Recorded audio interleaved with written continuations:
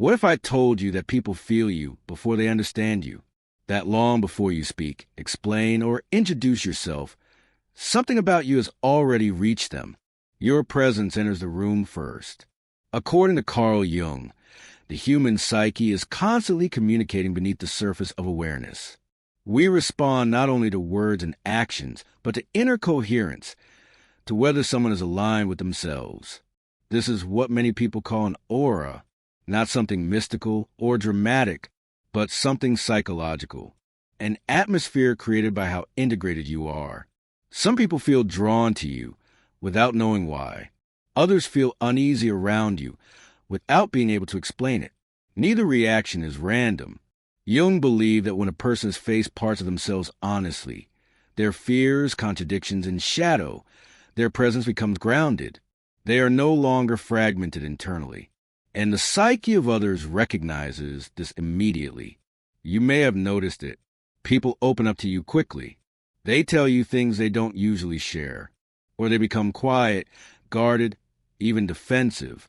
This is not about charm. It is about congruence. When your inner world matches your outer behavior, it creates a silent authority. Not dominance, but steadiness. And steadiness is rare in a world full of performance. Your aura is not something you create. It is something you become when you stop pretending. And that is why it speaks even when you don't. When people react strongly to you without knowing why, what they are responding to is not you as a person. They are responding to themselves. According to Carl Jung, the psyche is constantly projecting unconscious material outward.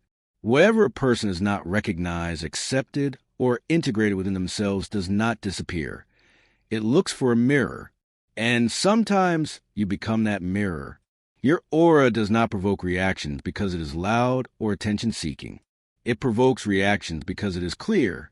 When someone stands in front of clarity, anything unresolved inside them becomes more noticeable. This is why reactions to you are often polarized. Some people feel calm around you. They feel understood without being analyzed. They feel safe without knowing why. Others feel tense, restless, defensive, and they may not even be able to articulate what bothers them. Jung explained that projection happens automatically when the ego encounters something it cannot easily categorize. When your presence is grounded, self-contained, and non-reactive, it removes the usual emotional cues people rely on. They can't read you the way they read others. So their unconscious steps in. They project confidence, arrogance, judgment, wisdom, or threat, depending on what they carry inside themselves. If someone feels drawn to you, it is often because your presence reflects a part of them they are trying to grow toward. Something steady, something honest, something whole. If someone feels unsettled around you, it is often because your presence reflects a part of them they are avoiding. Not because you're doing anything, but because you are not compensating. You are not over-explaining. You are not seeking validation. You are not shrinking to make others comfortable.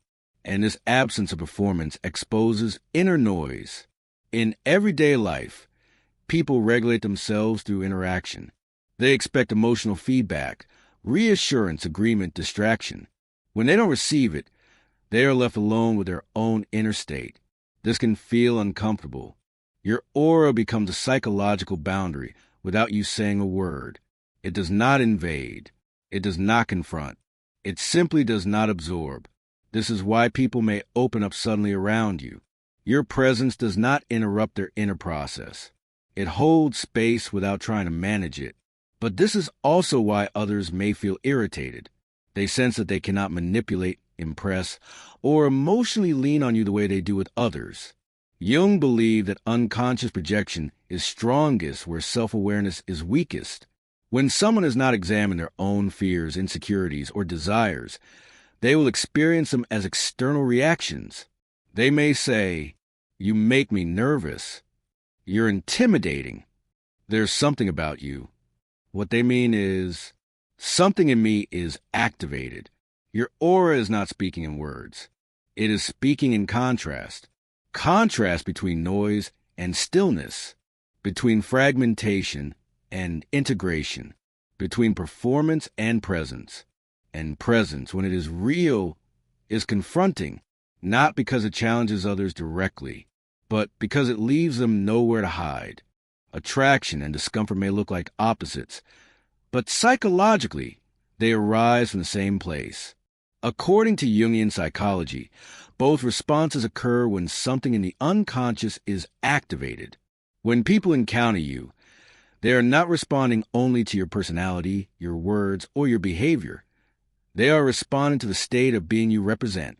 Your presence touches something beneath awareness, and the psyche must decide how to interpret it. For some, that interpretation becomes attraction. For others, it becomes resistance. But the source is the same, recognition without explanation. Jung believed that the unconscious recognizes patterns before the conscious mind understands them. This is why reactions to you often happen instantly. People feel something before they think something. When your aura is grounded and integrated, it carries a sense of inner alignment that many people lack. Those who are unconsciously seeking that alignment may feel drawn to you. They sense steadiness where they feel fragmentation. They sense authenticity where they feel performance. Being near you feels like being near something real, and that reality awakens a quiet longing. They may not know what they want from you, only that your presence feels meaningful. At the same time, that same presence can feel threatening to others, not because you're aggressive or judgmental, but because your inner coherence highlights their inner dissonance. Where attraction says, I want to move toward this, discomfort says, I don't want to feel what this awakens in me. Jung emphasized that the ego resists whatever challenges its current self-image. If someone has built their identity around distraction, control, or denial, your presence can quietly disrupt that structure. You are not attacking it. You are simply not participating in it. This non-participation removes the usual emotional buffers people rely on. They cannot lean on you to regulate their feelings, distract them from themselves, or confirm their narratives. So their psyche reacts. Attraction becomes fascination, curiosity, even admiration. Discomfort becomes irritation, avoidance, or subtle hostility. Both reactions are attempts to resolve inner tension. One moves toward the source, hoping to integrate something new. The other moves away, hoping to preserve what already exists. Jung warned that when people cannot integrate what they sense, they will try to control or dismiss it. This is why some people idealize you while others minimize you. Idealization says, you carry something I lack. Dismissal says, you are a problem I don't want to face. Neither reaction is truly about you. Both are strategies for dealing with unconscious material. Your aura does not demand anything from others, but it reveals. And revelation is always polarizing. In a world built on adaptation and masks, genuine presence becomes rare. When something rare appears, it disrupts equilibrium. People either orient toward it or defend against it. This is why you may notice that reactions to you intensify as you become more self-aware. The more integrated you are, the less you blend into emotional noise. Your presence becomes distinct, and distinction creates response. Jung believed that individuation naturally isolates a person at first, not socially, but psychologically. You no longer resonate with everything, and everything no longer resonates with you. This selective resonance is not elitism. It is alignment. Attraction and discomfort are simply signals that your presence is registering at a deeper level. They indicate that something meaningful is happening beneath the surface. Not because you're trying to influence anyone, but because you are no longer fragmented enough to disappear into the background.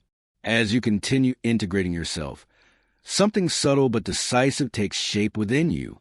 You stop adjusting your presence to be understood, not because you become distant or indifferent, but because you no longer feel the need to negotiate your existence. According to Carl Jung, this stage marks the emergence of inner authority.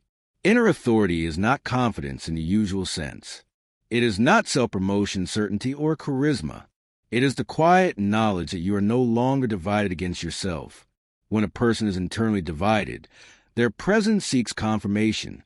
When a person is integrated, their presence simply is. This is when your aura changes most noticeably. You are no longer scanning reactions. You are no longer softening truths. You are no longer managing impressions. You are present without explanation, and this presence is weight. People feel it because it does not ask anything of them. It does not demand agreement, admiration, or comfort. It stands complete on its own. In a world where most people are unconsciously negotiating their value, this self-contained presence feels unfamiliar. Some experience it as calming. Others experience it as unsettling. But no one experiences it as neutral. Jung believed that when the ego aligns with the self, energy stops leaking outward. The individual no longer disperses themselves emotionally. Their attention becomes selective. Their words become deliberate. Their silence becomes expressive. This is why people often say you feel different now. Not louder, not more dominant, just more real. Your aura speaks because it is no longer cluttered with inner conflict. It carries coherence, and coherence is rare. It signals that you're no longer trying to become someone. You are inhabiting who you are. This does not make life easier. It makes it clearer. You begin to see which relationships were built on projection, which connections depended on you being fragmented, which dynamics required you to stay undefined. And as you withdraw from those patterns, space opens. Not empty space, aligned space. This is the cost and the gift of inner authority. You lose what cannot meet you. You gain what no longer needs performance. Eventually, you stop trying to understand every reaction. You stop asking why some people feel uneasy around you. You stop attempting to soften yourself for comfort.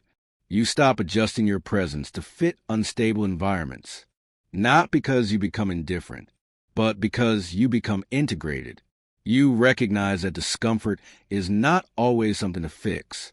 Sometimes it is information. It tells you where you do not belong, where honesty is unwelcome, where self-awareness is avoided. You learn to trust this signal. Your presence no longer seeks approval. It no longer defends itself. It no longer explains its depth. It simply exists. And that existence carries quiet authority. Not authority over others. Authority within yourself. You are no longer responsible for how others manage their inner world. You are no longer compelled to regulate discomfort that is not yours. You understand something essential. Not everyone will feel comfortable around you, and that is not a flaw. It is a consequence of being real in a world built on avoidance. You stop shrinking. You stop hardening. You stop performing. You remain, and those who can meet you do. Those who cannot move away. This is not loss. It is alignment.